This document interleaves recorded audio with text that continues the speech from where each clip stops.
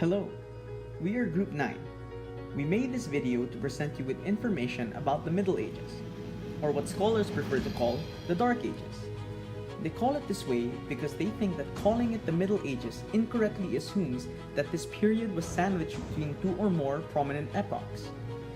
The Middle Ages started from the ashes of the Renaissance and the Roman Empire that lasted till the 1400s AD. The population in Europe had greatly declined due to the rampant invasions to expand territory and acquire not only land but also resources. The Black Plague also happened during these ages. Many people tried to explain the spreading of the plague either by blaming witchcraft or superstition.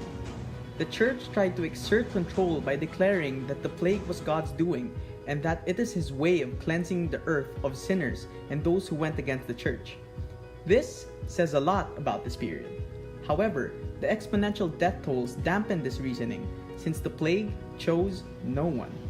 May it be rich or poor, healthy or sickly, anyone was susceptible. State of science in the Dark Ages.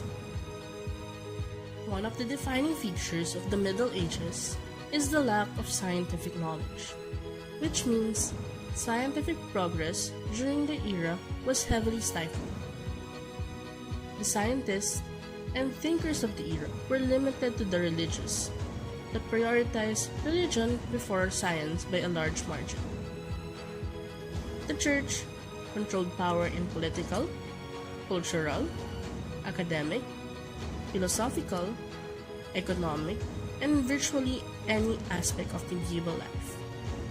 This led to a culture that justifies everything as God's will, making church officials like popes and clergymen the most influential people. As a result, the church's words were considered absolute and irrefutable. Oppositions assured punishments. The medieval intellectual elites were the clergymen. Finding answers rested solely on the Catholic Church. Well, these men were unlikely scientific. However, there still exist practical applications of science and scientific discoveries. Despite the slow growth of science, there were still noteworthy scientific discoveries that were made.